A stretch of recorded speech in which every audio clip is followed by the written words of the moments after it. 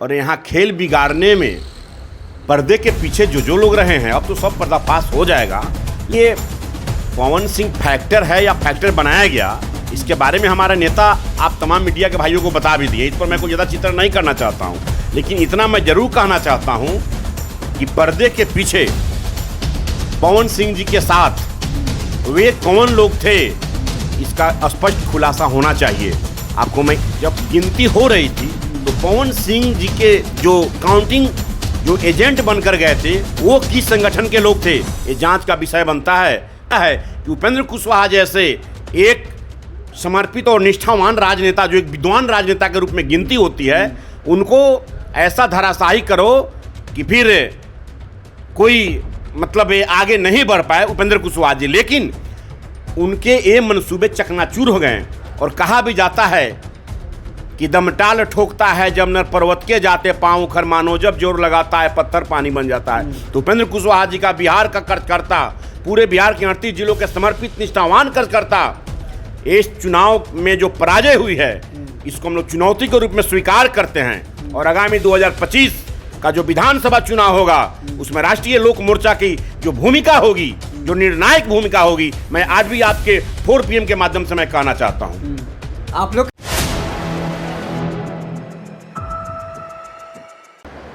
नमस्कार, स्वागत है आपका 4 PM में। मैं हूं आपके साथ विशाल। हमारे साथ बातचीत करने के लिए मौजूद हैं राष्ट्रीय लोक मोर्चा के प्रवक्ता रामपुकार सिन्हा जी।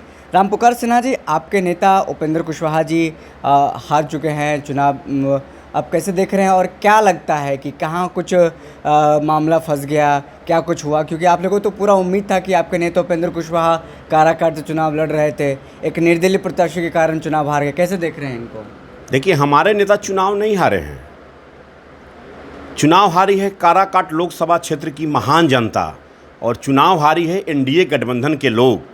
हमारे नेता तो जितनी मेहनत, जितना त्याग, तपस्या और बलिदान दिए काराकाट लोकसभा क्षेत्र की जनता के लिए, तो काराकाट लोकसभा क्षेत्र की जनता को मैं ये बता दूं कि बम्बई माया नगरी से आकर और यहाँ खेल बिगाड़ने में पर्दे के पीछे जो लोग रहे हैं, अब तो सब पर्दाफाश हो जाएगा। लेकिन काराकाट लोकसभा क्षेत्र की जनता को इन 5 वर्षों में जो विकास का मॉडल होना था वो शायद अब नहीं हो पाएगा। अगर हमारे नेता आदरणीय उपेंद्र कुशवाहा जी जीतते तो केंद्र में निश्चित था कि बड़ा मंत्रिमंडल उनको मिलता, इसमें कहीं कोई दो मत नहीं थी। और इसका व्याख्या भी आकर देश के गृह मंत्री आदरणीय अमित शाह जी किए थे, आदरणीय भारत के प्रधानमंत्री भी किए थे कि उपेंद्र जी को आप लोग जिताइए और मैं बड़ा स्थान दूंगा। जी, उपेंद्र कुशवाहा के हारने की समीक्षा आप लोगों ने की है? क्यों हारी? पवन सिंह वहाँ से चुनावी मैदान में थे, पवन सिंह भाजपा के कार्यकर्ता थे, आप लोगों को ये पता है। और पवन सिंह को पार्टी से तब निकाला गया जब प्रधानमंत्री मोदी का सभा काराकाट में होने 2 दिन पहले निकाला गया। तो इन सब तमाम चीज़ों को आप लोग कैसे देख रहे थे, कैसे देखते हैं? देखिए, पवन सिंह फैक्टर है या फैक्टर बनाया गया, इसके बारे में हमारा नेता आप तमाम मीडिया के भाइयों को बता भी दिए। इस पर मैं कोई ज़्यादा चित्रण नहीं करना चाहता हूँ, लेकिन इतना मैं ज़रूर कहना चाहता हूँ कि पर्दे के पीछे पवन सिंह जी के साथ वे कौन लोग थे, इसका स्पष्ट खुलासा होना चाहिए। आपको मैं इतना बतला दूं कि काराकाट लोकसभा क्षेत्र में जब मतगणना हॉल में जब गिनती हो रही थी तो पवन सिंह जी के जो काउंटिंग जो एजेंट बनकर गए थे वो किस संगठन के लोग थे, ये जांच का विषय बनता है। और NDA गठबंधन में रहकर कोई विश्वासघात करे, ये राष्ट्रीय लोक मोर्चा का कोई भी कार्यकर्ता ऐसा नहीं किया। 40 की 40 लोकसभा सीटों पर राष्ट्रीय लोक मोर्चा का एक कार्यकर्ता NDA गठबंधन को जिताने के लिए तत्पर रहा। लेकिन हमारे नेता के साथ एक सीट मिली और उस एक सीट पर भी कुछ लोगों ने जो भीतरघात किया। अब क्या किया तो पब्लिक डोमेन में है, इसको हम ज़्यादा मीडिया के माध्यम से नहीं कहना चाहता हूँ। ये सर्वविदित है, क्षेत्र से लेकर बिहार से लेकर और देश की राजधानी में चर्चा है कि उपेंद्र कुशवाहा जैसे एक समर्पित और निष्ठावान राजनेता, जो एक विद्वान राजनेता के रूप में गिनती होती है, उनको ऐसा धराशायी करो कि फिर कोई मतलब आगे नहीं बढ़ पाए उपेंद्र कुशवाहा जी। लेकिन उनके ये मंसूबे चकनाचूर हो गए और कहा भी जाता है कि दमटाल ठोकता है जब नर पर्वत के जाते पाँव उखर मानो जब जोर लगाता है पत्थर पानी बन जाता है। तो उपेंद्र कुशवाहा जी का बिहार का कार्यकर्ता, पूरे बिहार के 38 जिलों के समर्पित निष्ठावान कार्यकर्ता, इस चुनाव में जो पराजय हुई है इसको हम लोग चुनौती के रूप में स्वीकार करते हैं। और आगामी 2025 का जो विधानसभा चुनाव होगा उसमें राष्ट्रीय लोक मोर्चा की जो भूमिका होगी, जो निर्णायक भूमिका होगी, मैं आज भी आपके 4 PM के माध्यम से मैं कहना चाहता हूं। आप लोग कह रहे हैं पोलिंग एजेंट किस पार्टी के थे सबको पता है, आप लोग को क्या लग रहा है कौन पार्टी के थे, भाजपा के थे या जदयू के थे? आप लोग खुले तौर पर बता नहीं रहे हैं, क्या अभी मसला फंसा देखिए, हुआ अभी है? हम लोग एनडीए गठबंधन में हैं। हमारे नेता एनडीए गठबंधन के घटक दल के एक मजबूत स्तंभ है आदरणीय उपेंद्र कुशवाहा जी। और मैं एनडीए गठबंधन के राष्ट्रीय नेतृत्व से मैं मांग करना चाहता हूं कि लोकसभा चुनाव के अंतिम चरण में जो शाहाबाद का जो चुनाव हुआ उसका एक समीक्षा होनी चाहिए, अलग से समीक्षा होनी चाहिए कि शाहाबाद क्षेत्र में जो अंतिम चरण का चुनाव हुआ उसमें कैसा गेम चला, कैसा गैमलर लोग चले, इसकी स्पष्ट समीक्षा होनी चाहिए। और जो दोषी हो उस पर स्पष्ट कार्रवाई होनी चाहिए, तभी एनडीए गठबंधन एक स्वच्छ रूप से काम करेगा। और एनडीए गठबंधन में जो भीतरघात करने वाले लोग हैं उस पर भी स्पष्ट रूप से कार्रवाई होनी चाहिए।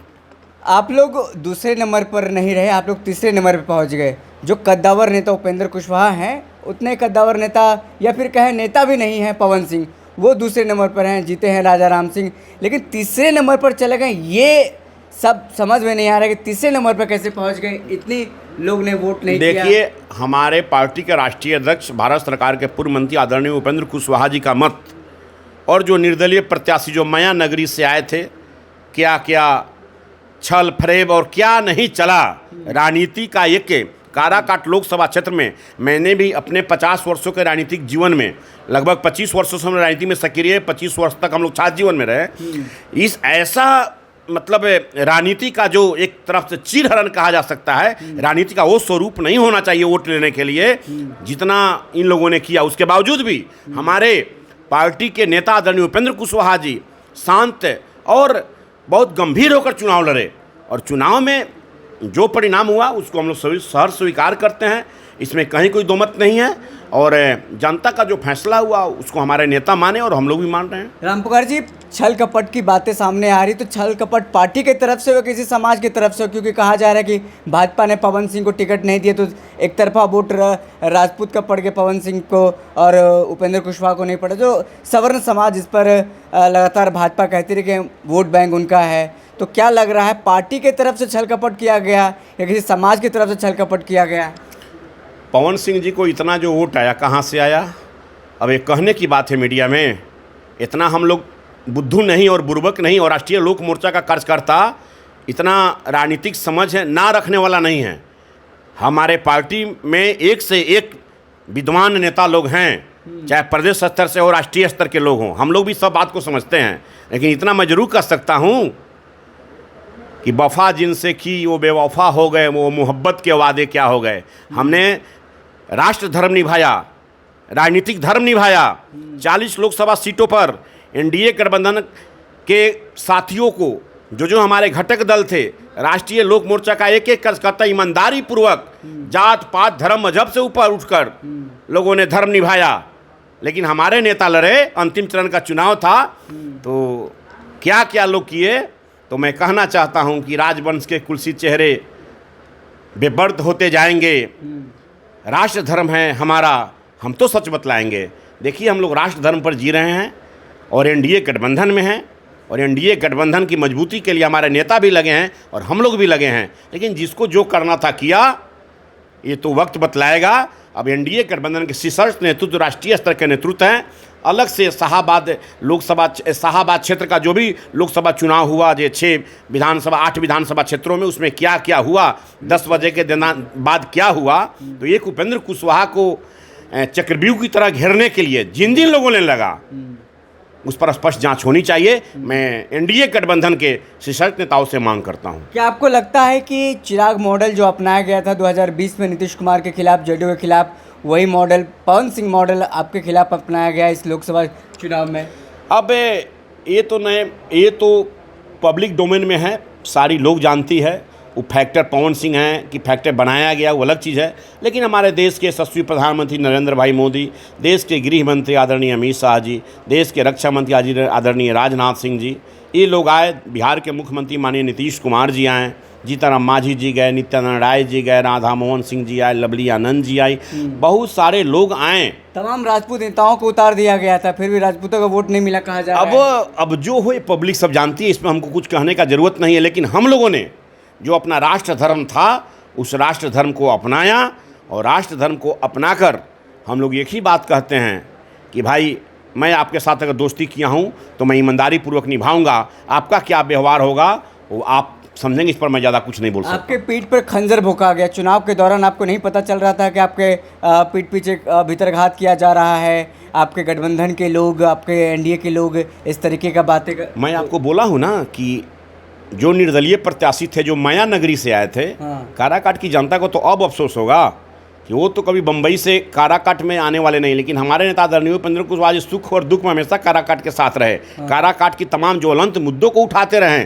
2014 में जब सांसद बने थे तो उन्होंने जो क्षेत्र में विकास का मॉडल अपनाया, जो विकास का उन्होंने काम किया है, सर्वविदित है। ये पूरा मैनिफेस्टो में हमारा दिया हुआ है, पूरा मैनिफेस्टो में चल रहा है कि भाई आदरणीय उपेंद्र कुशवाहा जी क्या किया। और जो अधूरा सपना था, उस अधूरा सपना को काराकाट की जनता ने गंवा दिया। उनका, हम लोग का सपना था कि डालमिया नगर का जो कारखाना है उसको रेल कारखाना में तब्दील हो, लेकिन काराकाट की जनता माया नगरी में फंस गया और पर्दे पर चले गए और शायद धरातल पर नहीं आ पाए। आखिरी सवाल है राम पुकार जी, जिस तरह से अब देखिए सारी बातें हो गई है, अब राष्ट्रीय लोक मोर्चा का भविष्य क्या होगा? क्या एनडीए गठबंधन में होने के नाते उपेंद्र कुशवाहा को भाजपा राज्यसभा भेजेगी या फिर नहीं भेजे, जिस तरह से दिल्ली उनको बुलाया गया है, क्या लगता है? देखिए, तो एनडीए गठबंधन के राष्ट्रीय स्तर के नेताओं का मामला है। एनडीए गठबंधन में हमारे नेता आदरणीय उपेंद्र कुशवाहा जी के बारे में लोग क्या सोचते हैं, क्या करते हैं, ये अलग चीज़ है। लेकिन हम लोग मिशन 2025 बिहार विधानसभा चुनाव का 243 सीट पर, 243 सीट है, 243 सीट पर हमारे राष्ट्रीय लोक मोर्चा का एक एक कार्यकर्ता ईमानदारी पूर्वक बूथ स्तर पर काम करके अपने संगठन की मजबूती के लिए लगे हुए हैं। और हम लोग मिशन 2025 के मिशन में पराजय होने के बाद ही हम लोग लग गए हैं, और 2025 का मिशन हमारे राष्ट्रीय लोक मोर्चा का एक एक कार्यकर्ता पूरी तत्परता के साथ पूरे 243 विधानसभा सीटों पर संगठन को मजबूती में अपना संपूर्ण समय बिताएगा। हाँ या ना में जवाब दीजिएगा। आखिरी सवाल है, अगर आपको जगह नहीं मिलती है एनडीए में तो बगावती तेवर अख्तियार करेंगे? देखिए, हमारे नेता का फैसला, आदरणीय उपेंद्र कुशवाहा जी का जो फैसला होगा, बिहार के तमाम राष्ट्रीय लोक मोर्चा का एक एक कार्यकर्ता मानने को तैयार हैं। लेकिन तत्काल अभी हम लोग एनडीए गठबंधन में हैं और एनडीए गठबंधन की मजबूती के लिए हमारे नेता लगे हुए हैं, हम लोग भी लगे हुए हैं। बाकी फैसला एनडीए गठबंधन के शीर्षस्थ नेताओं को करना है। बाकी फैसला एनडीए गठबंधन के शीर्षस्थ नेताओं को करना है। अगर नहीं उसमें कुछ ऐसा पॉजिटिव दिखता है तो फिर बगावती तेवर भी अख्तियार कर सकता है। हमारे साथ बातचीत कर रहे थे राष्ट्रीय लोक मोर्चा के प्रखर प्रवक्ता राम पुकार सिन्हा जी। तमाम बातें हो गई, फिलहाल इस खबर में इतना ही। बहुत बहुत शुक्रिया।